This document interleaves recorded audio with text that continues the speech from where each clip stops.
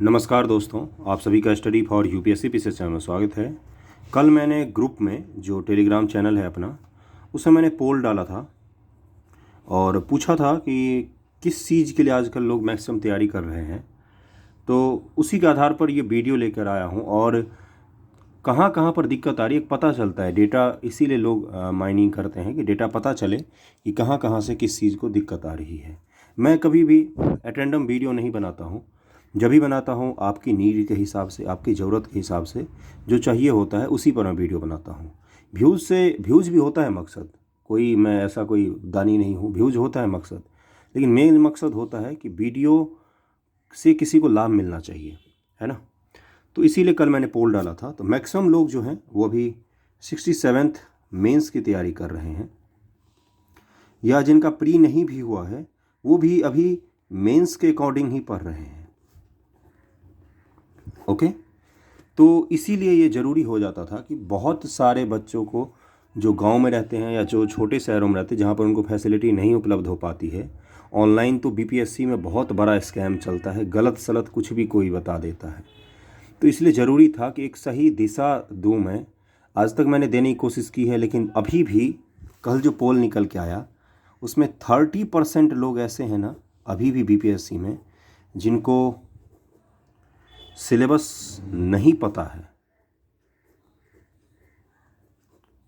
Okay, और जिनको पता भी है तो उनके लिए भी है ये वीडियो। अंत में सारा कुछ आपको बताऊंगा कि आंसर राइटिंग कैसे करना चाहिए और करंट को कैसे यूज करते हैं आंसर में, पढ़ते कैसे हैं, कैसे शुरुआत करते हैं, हर उस चीज़ को बताऊंगा। वीडियो थोड़ा सा 30 मिनट 35 मिनट का हो सकता है, लेकिन आप जब वीडियो ख़त्म करेंगे तो आपको एक डायरेक्शन मिलेगा कहाँ इस दिशा में पढ़ना चाहिए। ओके, जो 30% लोग हैं जिनको आज भी नहीं पता है कि क्या पढ़ें, कैसे पढ़ें, कहाँ से शुरू करें, उनके लिए अगर उनको 67th बीपीएससी देना है तो मैं बिल्कुल कट टू कट बात करता हूँ। बहुत मुश्किल है आपके लिए। अगर जनवरी में एग्ज़ाम होता है तो भी मुश्किल है आपके लिए, है ना। क्यों? क्योंकि अगर अभी तक आपको सिलेबस नहीं पता तो आपने पढ़ाई कैसी की होगी वो मुझे भी पता है। तो इसलिए जिनको सिलेबस नहीं पता, प्लीज़ आप बीपीएससी के वेबसाइट पर जाएं, खुद से कीजिए। हर कोई दूसरा, कल एक बच्चे ने कमेंट किया सर सोर्स भी बता दीजिए। ऐसे काम नहीं होता है, ऐसे कोई एसडीएम या डीवाईएसपी नहीं बनता है। खुद से कोशिश कीजिए, हाथ पैर मारिए, जाइए वेबसाइट पर, सिलेबस ढूंढिए अपने ऑप्शनल का, अपने जीएस सब्जेक्ट का। ओके, और वहाँ से टॉपिक देखना आपको। आप लोगों के आसानी के लिए मैंने GS1 में और GS2 में, इन दोनों में कंसाइज फॉर्म में टॉपिक्स भी बता दिए हैं मैंने कि कुछ नहीं पढ़ा है तो उतने टॉपिक को भी अगर आप पढ़ के जाते हैं तो GS1 और GS2 में आपके सवाल नहीं छूटेंगे, इसकी गारंटी होती है। समझ रहे हैं ना मैं क्या कह रहा हूँ। तो इससे ज़्यादा और आसान क्या हो सकता है।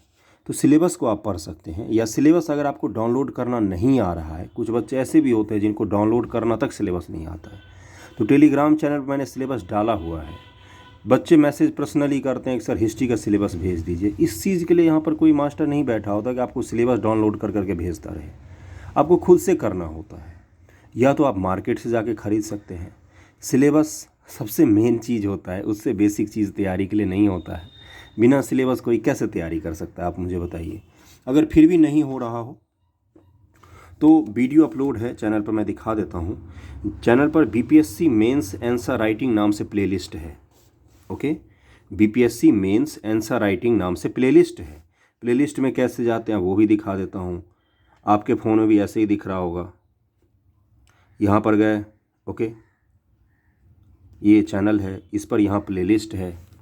प्लेलिस्ट में आप नीचे जाएंगे तो बीपीएससी मेंस आंसर राइटिंग नाम से ये रहा, BPSC mains answer writing. 39 video हैं इसमें आपके काम की सबसे पहली चीज़ है ये, बीपीएससी मेंस एग्ज़ाम की तैयारी कैसे करते हैं, बेसिक से बिल्कुल उंगली पकड़ के बच्चों जैसे सिखाया, जैसे आ सिखाते हैं वैसे सिखाया हुआ है। तो इसमें आपको सिलेबस, बुक्स, क्वेश्चन के पैटर्न, उत्तर कैसे लिखते हैं, सब कुछ एक साथ उपलब्ध है। इससे ज़्यादा और कोई कैसे कर सकता है, आप मुझे बताएंगे तो मैं वो भी करने को तैयार हूँ। होम ट्यूशन नहीं होता है सिविल सर्विसेज के लिए। उसके अलावा इसको जो आप कर लेंगे तो हिस्ट्री ऑप्शनल का भी है। हिस्ट्री ऑप्शनल के लिए बहुत सारे लोग लिखते हैं। नोट्स कैसे बनाते हैं, आंसर कैसे लिखते हैं, सब कुछ मैंने बताया हुआ, एक एक चीज़ कॉपी पेन लेके समझा के उंगली पकड़ के बताया हुआ है। उसके बाद GS1 के टॉपिक बताए हैं। उन 12 टॉपिक में से GS1 के हिस्ट्री सेक्शन में एक भी क्वेश्चन नहीं है जो उसके बाहर गाएगा। ये आज मैं बोल रहा हूँ, एग्ज़ाम दे के आके आप मुझे बता सकते हैं। जो 13 टॉपिक मैंने इस वीडियो में बताया GS1 के, उसके अलावा नहीं आएगा बाहर से एक भी क्वेश्चन, पूछता ही नहीं है BPSC। इतिहास बदल दे तो वो अलग चीज़ है। GS2 के मैंने पॉलिटी के 15 टॉपिक बताए हैं, जिसमें से मैक्सिमम क्वेश्चन आपके सारे के सारे वहीं मिलेंगे, cut to cut. International relation के भी बता दिए हैं, इकोनॉमिक्स और ज्योग्राफी का भी बता दिया, सोर्स तक बताया हुआ है, बुक तक बताया हुआ है। ओके, तो आप उसको वहाँ से कर सकते हैं। आप बोलेंगे वीडियो का प्रचार प्रसार कर रहे हैं, वीडियो का प्रचार प्रसार नहीं कर रहा हूँ मैं उन लोगों के लिए बता रहा हूँ। 30% अभी भी लोग हैं जिनको कुछ नहीं पता है, नथिंग, ब्लैंक चल रहे हैं अभी भी। ओके, अब दूसरे इशू पर आते हैं। दूसरा इशू था कि आंसर राइटिंग हम लोग कर रहे हैं,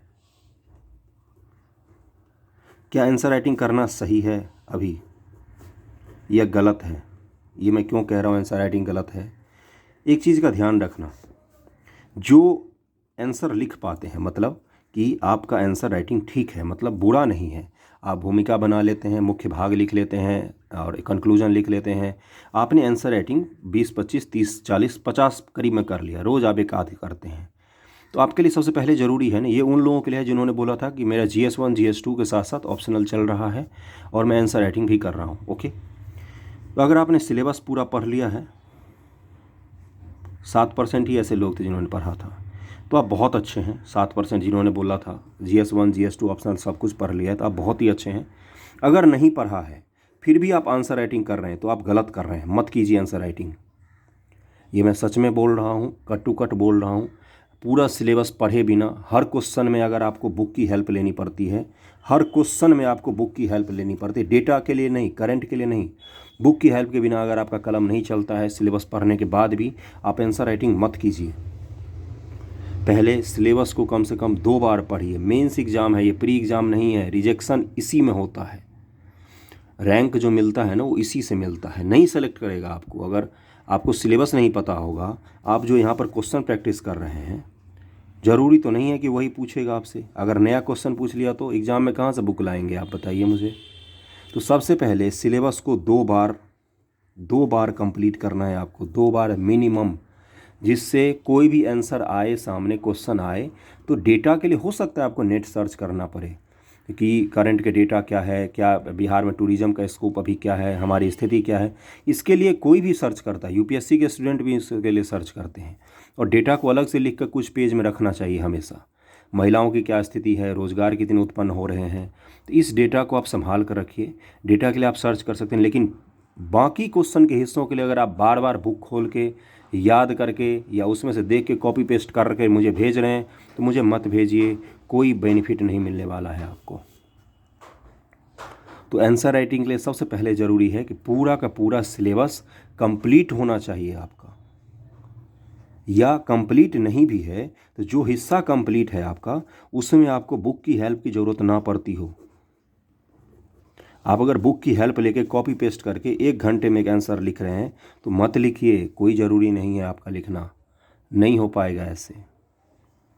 इससे ज़्यादा सही है कि आप रोज़ एक ही आंसर कीजिए, रोज़ एक ही आंसर लिखिए, लेकिन सिलेबस को पूरा पढ़िए। सिलेबस को पूरा पढ़िए, रोज़ एक ही आंसर कीजिए, लेकिन वो ज़्यादा ज़रूरी है ना। तो इसलिए मैं कह रहा हूँ कि सिलेबस को पहले कंप्लीट कीजिए, पूरे के पूरे सिलेबस को, उसके बिना नहीं होने वाला है। मास्टर ने जो GS1 का डिस्कस किया है टॉपिक, GS2 का जो कुछ टॉपिक डिस्कस किया है, उसमें भी आप गड़बड़ कराएंगे, मुझे पता है, अनुभव से बता रहा हूँ मैं, इसलिए ध्यानपूर्वक सुनना है। तो सबसे पहले आपको क्या करना है, सबसे पहले सिलेबस को अपने कंप्लीट कीजिए। रोज़ एक आंसर कम से कम लिखना है, आंसर एक ही लिखना है, एक ही, मात्र एक ही। अगर आपका सिलेबस कंप्लीट नहीं है तो, अगर आपका सिलेबस कंप्लीट हो गया है तो रोज़ 10 आंसर लिखिए मिनिमम। सिलेबस कंप्लीट का मतलब GS1 GS2 की मैं बात कर रहा हूँ, ऑप्शनल पर आते हैं फिर हम लोग अलग से। तो इसी तरह से कीजिए। बुक की हेल्प लेकर अगर हर आंसर को आप लिख रहे हैं तो मत लिखिए, मत लिखिए, प्लीज़ मत लिखिए। हर आंसर को अगर आप प्रीवियस ईयर के सॉल्व्ड पेपर्स उठा के कॉपी पेस्ट करके मुझे भेज रहे हैं तो उसका कोई लाभ नहीं होने वाला है। उससे अच्छा है कि आप बैठ के उतने देर में बुक्स पढ़िए। सिलेबस के जो मैंने सोर्स बताए हुए हैं कि कहाँ कहाँ से किस चीज़ों को पढ़ना है, उसको पढ़ने की कोशिश कीजिए। वो ज़्यादा बेनिफिशियरी होगा आपके लिए। ये चीज़ नहीं काम करेगा, इस चीज़ का ध्यान रखना है। ओके, अगला है कि ऑप्शनल अभी भी बहुत सारे लोगों का नहीं हुआ है। कुछ लोग ऐसे हैं जिन्होंने 30% 40% के करीब में कंप्लीट कर लिया है सिलेबस। ऑप्शनल एक ऐसा सब्जेक्ट होता है जो रैंक डिसाइड करने में बहुत ही महत्वपूर्ण भूमिका निभाता है। देखो, GS1 का पेपर, GS2 का पेपर, सभी लोगों का एक ही जैसा लगभग में आंसर होता है। रिप्रेजेंट करने का तरीका और आंसर की क्वालिटी, इस पर इसमें मार्किंग की जाती है। ओके, लेकिन ऑप्शनल जो होता है ना, ये ऑप्शनल पर आपका कितना ज़्यादा कमांड है, इसके आधार पर आपका ये तय होता है कि आप SDM बनेंगे या नीचे रैंक में आएंगे। GS में अगर आप देखेंगे, जो लोग पास नहीं भी हो पाते हैं उनके भी कदाचित, अगर अच्छे स्टूडेंट है जो तैयारी करके दिया है तो उसका भी नंबर कदाचित ठीक ही ठाक रहता है, कोई ख़राब नहीं रहता है। अब किसी का बहुत ही ख़राब है तो वो अलग चीज़ है, लेकिन ऑप्शनल बहुत ही ज़रूरी चीज़ होता है BPSC में ख़ास तौर से। इसलिए ऑप्शनल, मैं हिस्ट्री ऑप्शनल का गाइड कर सकता हूँ, आपको अच्छे से गाइड कर सकता हूँ। एक वीडियो भी अपलोडेड है, उसको आप जाके देख सकते हैं। सिलेबस भी आपको पढ़ना चाहिए, बुक्स भी मैंने बता रखे हैं, सब कुछ। आंसर भी हिस्ट्री ऑप्शनल के ग्रुप बनाया हुआ है, वहाँ पर भेजते हैं बच्चे, मैं चेक करता हूँ। बाकी ऑप्शनल्स जिनका है, अभी भी वो अगर नोट्स ढूंढ रहे हैं या सिलेबस नहीं पता है, या अभी भी वो बोल रहे हैं कि ज्योग्राफी पढ़ाना ऑप्शनल ईजी नहीं है। यूट्यूब पर मुझे बोलते ज्योग्राफी ऑप्शनल पढ़ा दीजिए, मैं कैसे पढ़ा दूँ? जिसका जो ऑप्शनल होगा वही वो पढ़ाएगा। ऑप्शनल को इतना मजबूत करना है कि आपकी रैंकिंग टॉप में आए। टॉप में ऑप्शनल वालों की ही रैंकिंग सबसे ऊपर आती है।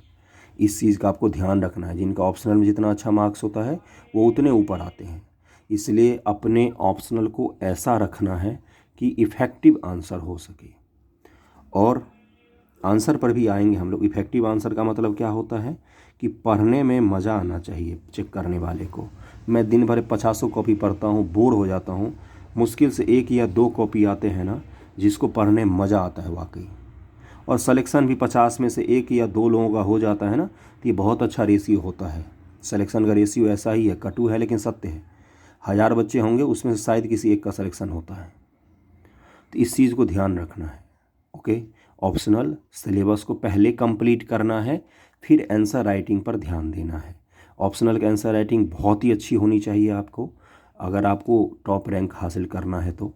और बिना सिलेबस पढ़े अगर आप आंसर राइटिंग कर रहे हैं तो उसको छोड़ देना चाहिए आपको। ओके, GS1 GS2 के मैंने सीमित टॉपिक बता दिए हैं, हिस्ट्री ऑप्शनल भी मैंने बता दिए हैं। अब आते हैं एक एग्जाम्पल पर कि आंसर कैसा इफेक्टिव होता है, करंट को कैसे यूज करते हैं। 2 दिन पहले आपको अगर याद होगा, 2 दिन पहले मैंने ग्रुप में डाला था क्वेश्चन। कौन सा क्वेश्चन डाला था? GM फसल।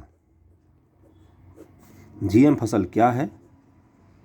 और मैंने डाला था कि इसके पक्ष विपक्ष में पॉइंट्स लिखने थे। मैक्सिमम बच्चों ने 95% बच्चों ने 95% स्टूडेंट्स ने एक ही इंट्रो लिखा था कि GM फसल क्या होता है और उसमें क्या क्या पक्ष हैं, उसके क्या विपक्ष हैं, भारत सरकार क्या योजनाएं चल रही हैं, क्या उसमें हम संभावनाएं हैं, क्या उसमें कमियां हैं, सब कुछ। ये आंसर पता है किस तरह का आंसर हुआ? एवरेज। क्यों मैंने एवरेज बोला? क्योंकि मैक्सिमम लोगों का, मैंने क्या बोला, 95% लोगों का आंसर ऐसा ही था। तो 95% को जो नंबर मिलेगा वही नंबर आपको भी मिलेगा। इस चीज़ का ध्यान रखना। इसी में हो सकता है किसी को 1 नंबर ज़्यादा मिले, किसी को कम मिले। कुछ स्टूडेंट ऐसे थे जो करंट से जुड़े हुए हैं, इसलिए मैं बोलता हूँ कि न्यूज़पेपर पढ़ना, न्यूज़ चैनल्स देखना, अच्छे न्यूज़ चैनल, ये आज तक और इंडिया टीवी वाला नहीं, हिंदू मुस्लिम वाला नहीं, अच्छे न्यूज़ चैनल पर देखना या अच्छे न्यूज़पेपर को पढ़ना आपके जीवन में बहुत ही बड़ा चेंजिंग पॉइंट होता है। 5% मात्र ऐसे स्टूडेंट थे, 5% से भी कम ही थे जिन्होंने किस चीज़ से शुरू किया था पता है आपको? क्योंकि वो क्वेश्चन जो मैंने दिया था ना, उस क्वेश्चन का मोटिव को समझना चाहिए। करंट में ये टॉपिक चल रहा है कि भारत सरकार सोच रही है कि जीएम सरसों जो है उसको मतलब भारत में अपनाया जाए, शुरू किया जाए। 5% से भी कम बच्चे थे जिन्होंने इस चीज़ से आंसर को शुरू किया था कि इस साल भारत सरकार सोच रही है कि हम जीएम सरसों को भारत में अपनाएं। उसके बाद उन्होंने जीएम फसल की डेफिनेशन को दिया था। जीएम फसल के उसके बाद उन्होंने पक्ष विपक्ष के मुद्दे लिखे थे, योजनाएं लिखी थी, जो आप लोगों ने 95% नहीं लिखा है।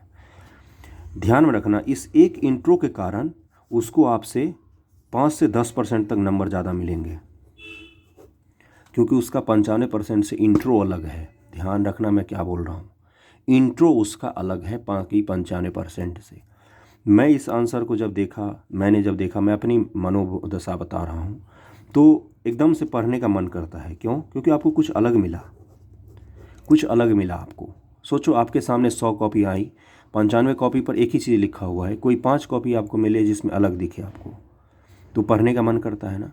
तो यही चीज़ होता है किसी भी चेक करने वाले के साथ। मैं चेक करता हूँ इसलिए मैं बता रहा हूँ। आप भी चेक कर सकते हैं, ग्रुप में चेक करके फीडबैक नहीं देना है किसी को, वो मेरा काम है। आप भी सारे कॉपियों को पढ़िए, फिर अपने कॉपी को पढ़िए। ओके, मैंने क्या बोला? जितने आंसर भेजे जाते आप भी उसको डाउनलोड करके पढ़िए, फिर अपने आंसर को पढ़िए। उसमें दिखेगा आपको कि किसने अलग आंसर लिखा था। तो यहाँ पर डिफरेंस क्रिएट होता है। यही डिफरेंस रैंक ऊपर या नीचे ले जाता है। क्वेश्चन में नंबर को 20 को 25 कर सकता है और 25 को 20 कर सकता है। 20 कोई बुरा नंबर नहीं है 32 में से। 50% मार्किंग होती है, आपको पता है ना। 16 नंबर, 17 नंबर, 18, 20 नंबर बहुत अच्छे मार्क्स हो जाते हैं। तो इसलिए इस चीज़ पर ध्यान रखना है। किस चीज़ पर? अगर मैं कंक्लूड करूं इसको, तो ये क्वेश्चन वाले हिस्से को, तो किस चीज़ पर ध्यान रखना है?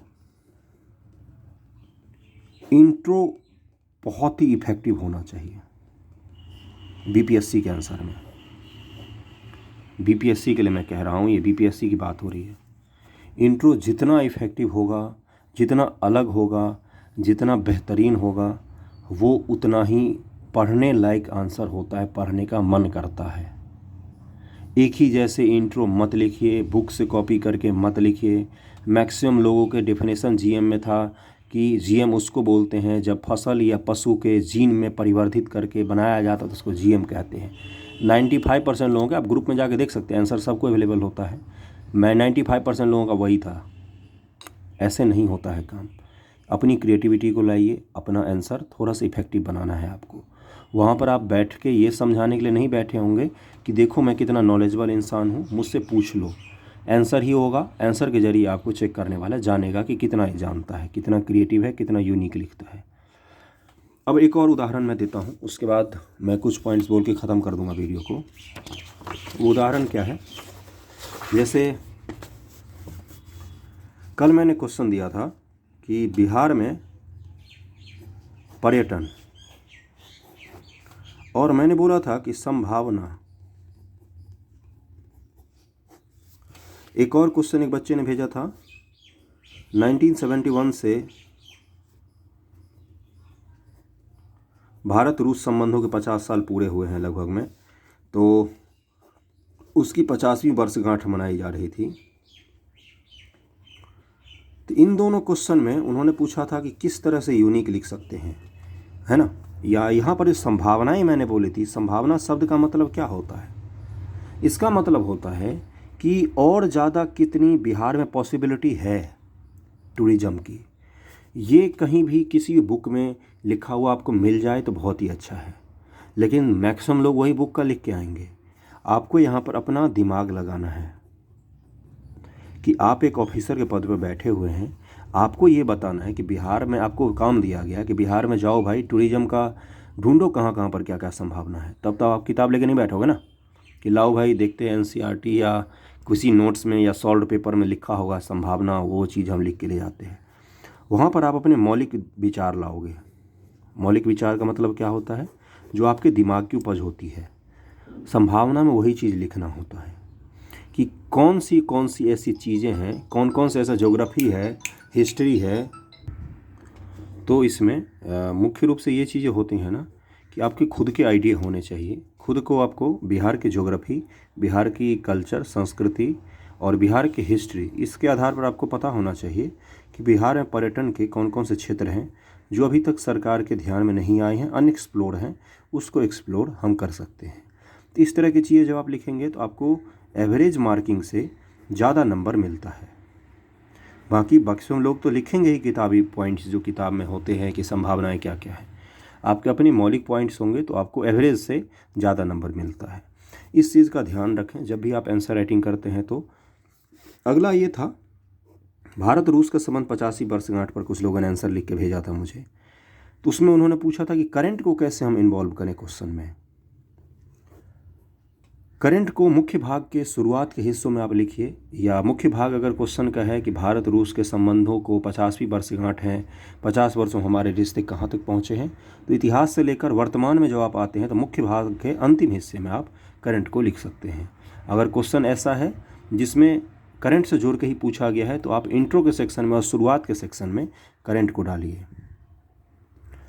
जो क्वेश्चन करंट से रिलेटेड होते हैं उनके इंट्रो में ही आपको करंट लिखना है। जैसे जीएम फसल जो था वो करंट से रिलेटेड था, तो आपको उसको इंट्रो में करंट लिखना होगा। ओके, तो इन चीज़ों का आपको हमेशा ध्यान रखना है। अब आते हैं कि सोर्स क्या होना चाहिए हमारे जो तैयारी होती है उसमें। सोर्स क्या होने चाहिए हमारे पास। तो पहली बात तो मैंने बहुत सारे बुक्स बताए हैं, आप उसको पढ़िए जाकर। ऑनलाइन वीडियो लेक्चर होते हैं यूट्यूब पर जो लोग पढ़ा रहे हैं।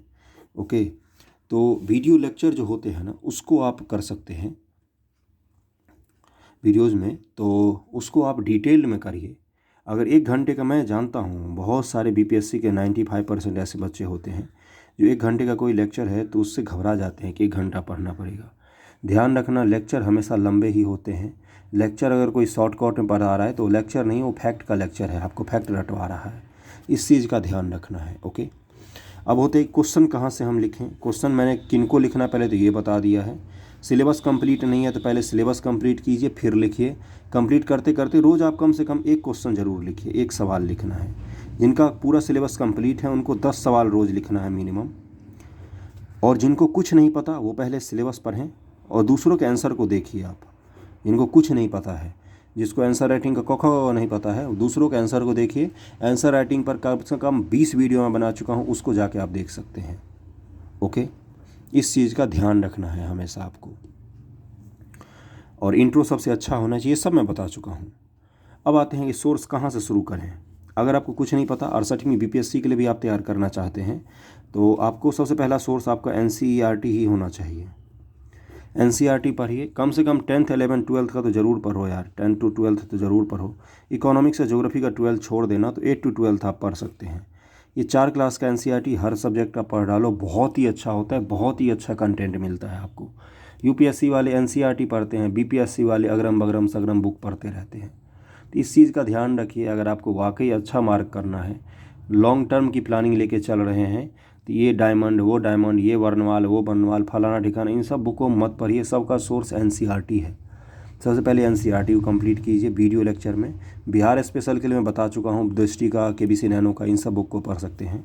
करंट अफेयर के लिए विजन आईएएस की मैगजीन को पढ़ सकते हैं, पीडीएफ फ्री में उपलब्ध होता है। और उसके वेबसाइट पर, विजन आईएएस के वेबसाइट पर हिंदी इंग्लिश दोनों में आता है। जितने भी बुक मैंने बताए सारे हिंदी इंग्लिश दोनों में आते हैं। इसके अलावा कोई भी दिक्कत हो तो आप मुझे कमेंट करके बता सकते हैं। और प्रीवियस ईयर पेपर जो होता है यूपीएससी का, यूपीपीसीएस का और बीपीएससी का, यही आपके क्वेश्चन के मैक्सिमम सोर्स होने चाहिए, करंट को छोड़कर। करंट के जो क्वेश्चन है इसमें उसको मत छूइए, बाकी जीएस के जितने भी क्वेश्चन हैं उसको आप पढ़ सकते हैं इससे लेकर अच्छे से। यहीं से मैक्सिमम क्वेश्चन आपके पूछे जाएंगे, यहीं से मैक्सिमम क्वेश्चन पूछे जाते हैं। ऑप्शनल में भी, इंक्लूडिंग ऑप्शनल हिस्ट्री, ज्योग्राफी, कोई भी ऑप्शनल हो आपका, है ना, जो यूपीएससी में है या यूपीपीसीएस में है। यूपीपीसीएस में तो कुछ दिनों में ऑप्शन समाप्त हो जाएगा आई थिंक। अब आते हैं कि 68 बीपीएससी वालों का भी क्या करना चाहिए। तो अभी आपको केवल और केवल जीएस और बिहार स्पेशल पर ध्यान देना चाहिए। मैं रिपीट कर रहा हूँ कि आपको केवल और केवल जीएस और बिहार स्पेशल जो होता है उस पर ध्यान देना चाहिए, और किसी भी चीज़ पर अभी ध्यान नहीं देना चाहिए। जीएस और बिहार स्पेशल पर ध्यान दीजिए।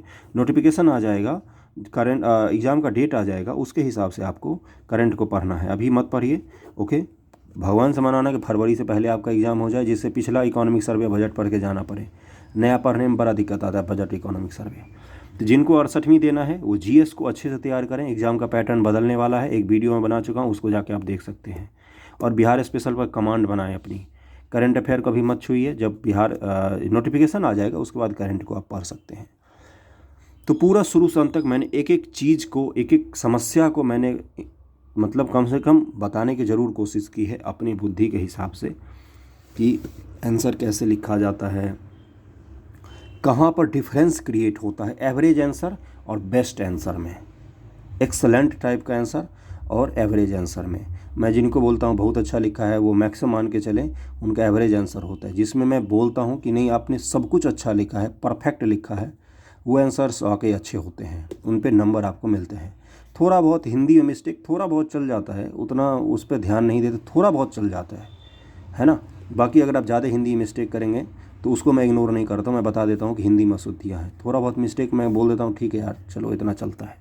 ओके, मैप ग्राफ ये सब बनाने की कोशिश कीजिए, फ्लो चार्ट बनाइए, कारण परिणाम, कारण ऐसे लिखा, परिणाम ऐसे लिखा, कारण 1 2 3 4 5 1 2 3 4 5, परिणाम में 1 2 3 4 5 1 2 3 4, फ्लो चार्ट डायग्राम ये सब आपकी अपनी क्रिएटिविटी है। आप कर्व बना के करिए, सर्किल बना करिए, स्क्वायर बना करिए, फ्लो चार्ट बना करिए, कुछ भी करिए, आपकी अपनी क्रिएटिविटी है। अलग होना चाहिए सबसे आंसर मात्र, मोटिव यही है, आंसर आपका अलग और अच्छा होना चाहिए। ओके, कंटेंट भरपूर होना चाहिए।